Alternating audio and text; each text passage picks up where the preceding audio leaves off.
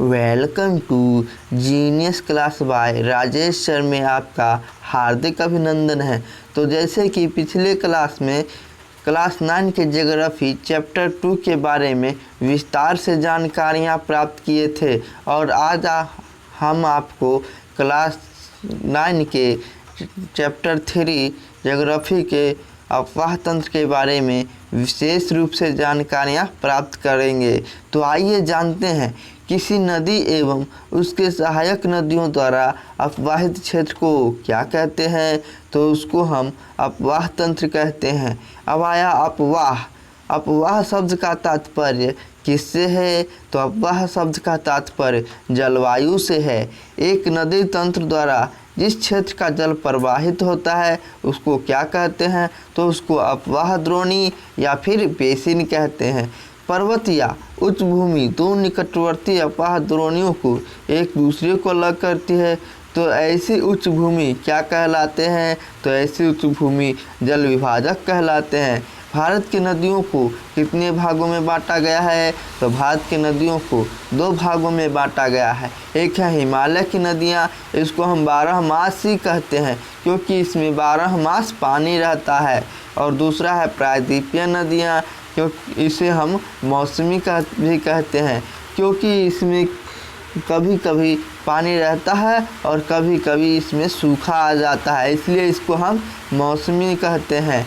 विश्व का सबसे बड़ा अपवाह बेसिन किस नदी का है? तो विश्व का सबसे अपवाह बेसिन अमेजॉन नदी का है, जो वर्तमान में रूस में स्थित है। भारत में किसी नदी का अपवाह बेसिन सबसे बड़ा है? तो भारत में गंगा नदी का अपवाह बेसिन सबसे बड़ा है। बंगाल की खाड़ी में गिरने वाली नदियाँ किसका निर्माण करती है? तो बंगाल की खाड़ी में गिरने वाली नदियाँ डेल्टा का निर्माण करती है। अरब सागर में गिरने वाली नदियाँ किसका निर्माण करती है? तो अरब सागर में गिरने वाली नदियाँ ज्वारनदमुख या फिर एस्च्यूरी का निर्माण करता है।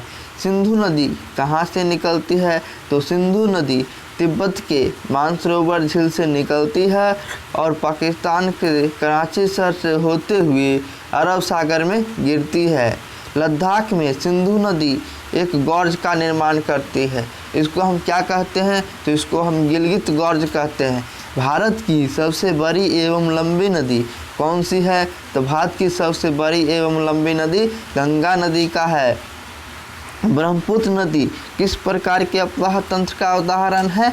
तो ब्रह्मपुत्र नदी पूर्ववर्ती अपवाह तंत्र का उदाहरण है। लेह सिंधु नदी के किस तट पर स्थित है? तो यह दाहिने तट पर स्थित है।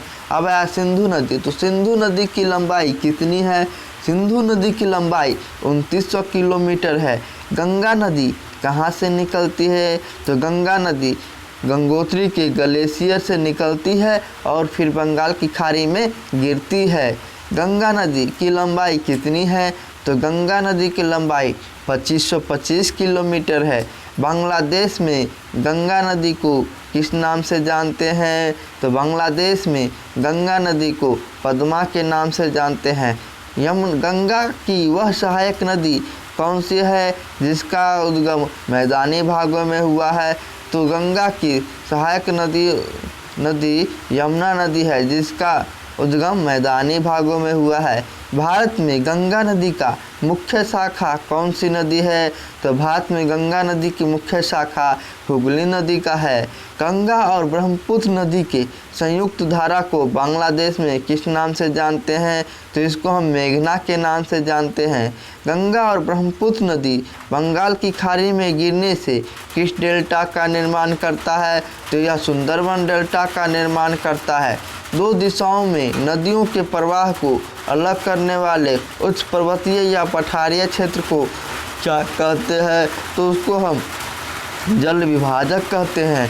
ब्रह्मपुत्र नदी कहाँ से निकलती है? तो ब्रह्मपुत्र नदी तिब्बत के मानसरोवर झील से निकलती है और गंगा नदी में मिल जाती है। ब्रह्मपुत्र नदी को तिब्बत में किस नाम से जानते हैं? तो ब्रह्मपुत्र नदी को तिब्बत में यरलुंग सांगपो के नाम से जानते हैं।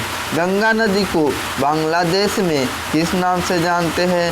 तो गंगा नदी को बांग्लादेश में यमुना के नाम से जानते हैं। ब्रह्मपुत्र नदी की लंबाई कितनी है? तो ब्रह्मपुत्र नदी की लंबाई 2900 किलोमीटर है। यमुना नदी कहाँ से निकलती है? तो यमुना नदी बंदरपुच के पश्चिमी पहाड़ों पर स्थित यमुनोत्री हिमालय से निकलती है और गंगा नदी में मिल जाती है। यमुना नदी की लंबाई कितनी है? तो यमुना नदी की लंबाई 1350 किलोमीटर है। घाघरा नदी कहाँ से निकलती है? तो घाघरा नदी ट्रांस हिमालय क्षेत्र के कर्नाली में स्थित माओ चाचुंगो हिमनद से निकलती है और गंगा नदी में मिल जाती है। गंडक नदी कहाँ से निकलती है? तो गंडक नदी धौलागिरी पर्वत से निकलती है और पटना के समीप सोन नदी में मिल जाती है। कोसी नदी कहाँ से निकलती है? कोसी नदी माउंट एवरेस्ट के पास गोसाई स्थान की चोटी से निकलती है और भागलपुर के समीप गंगा नदी में मिल जाती है। सबसे अधिक मार्ग परिवर्तन करने वाली नदी कौन सी है? तो सबसे अधिक मार्ग परिवर्तन करने वाली नदी कोसी नदी है। बिहार का शोक किस नदी को कहा जाता है? तो बिहार का शोक कोसी नदी को कहा जाता है। सोन और नर्मदा नदी कहाँ से निकलती है? सोन और नर्मदा नदी मध्य प्रदेश के अमरकंटक पहाड़ी से निकलती है। प्रायद्वीपीय भारत की दूसरी सबसे लंबी नदी कौन सी है? तो प्रायद्वीपीय भारत की दूसरी सबसे लंबी नदी नर्मदा नदी है, जिसकी लंबाई 1312 किलोमीटर है। अब आया नर्मदा नदी, तो यह नदी किस घाटी का उदाहरण है? तो यह पश्चिमी की ओर बहती है और यह भ्रंश घाटी का उदाहरण है। तापी नदी कहाँ से निकलती है? तो तापी नदी मध्य प्रदेश के बैतूल जिले में स्थित सतपुरा पहाड़ी से निकलती है और खंभात की खाड़ी में मिल जाती है। साबरमती नदी कहाँ से निकलती है? तो साबरमती नदी अरावली पर्वतमाला से निकलती है और खंभात की खाड़ी में मिल जाती है। महानदी कहाँ से निकलती है? तो महानदी रायपुर जनपद में सिंहावा के निकट निकलती है और बंगाल की खाड़ी में मिल जाती है। प्रायद्वीपीय भारत की तीसरी सबसे लंबी नदी कौन सी है?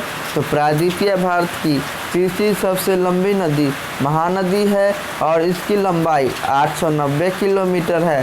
दामोदर नदी कहाँ से निकलती है?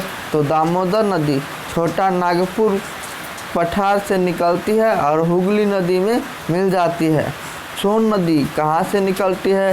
तो सोन नदी अमरकंटक पहाड़ी से निकलती है और गंगा नदी में मिल जाती है।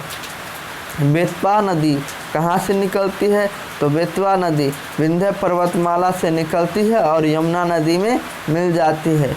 गोदावरी नदी कहाँ से निकलती है? तो गोदावरी नदी नासिक के पश्चिमी घाट में त्र्यंबकम पहाड़ी से निकलती है और बंगाल की खाड़ी में गिरती है।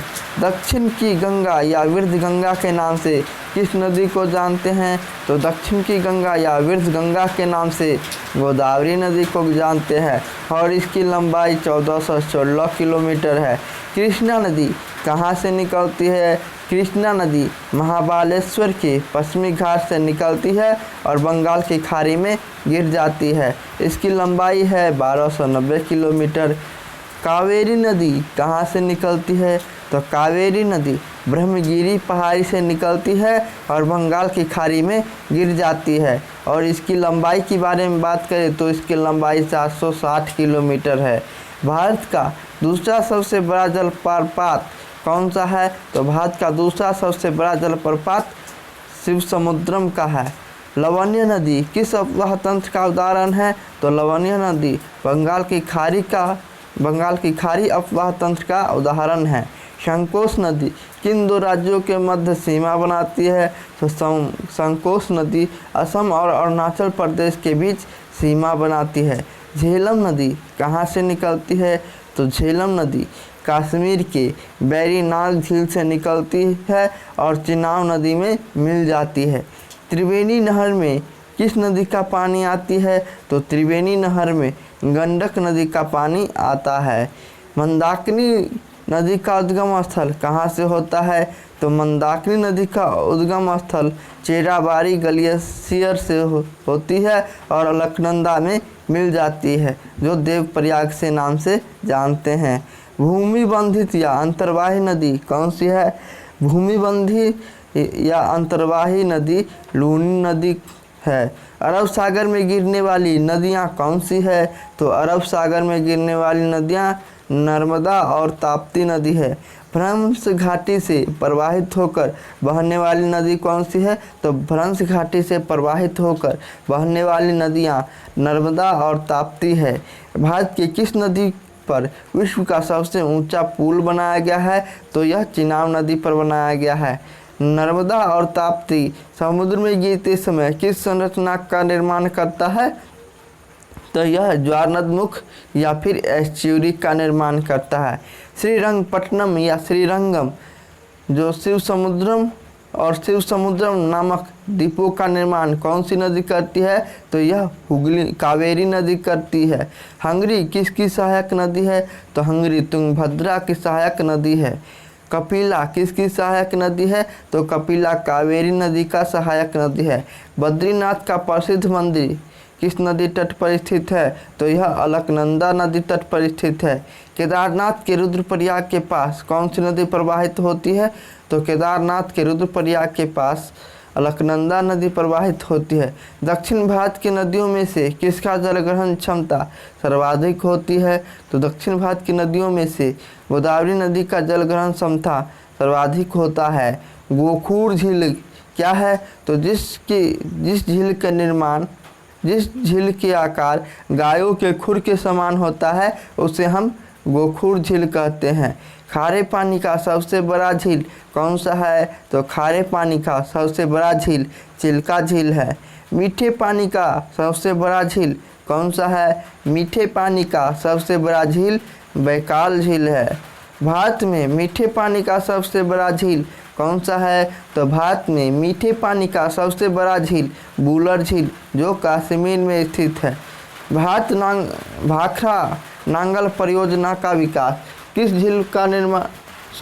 भाखरा नांगल परियोजना का विकास से किस झील का निर्माण हुआ है? तो गोविंद सागर झील का निर्माण हुआ है। प्रागैतिहासिक मानव संस्कृति की खोज का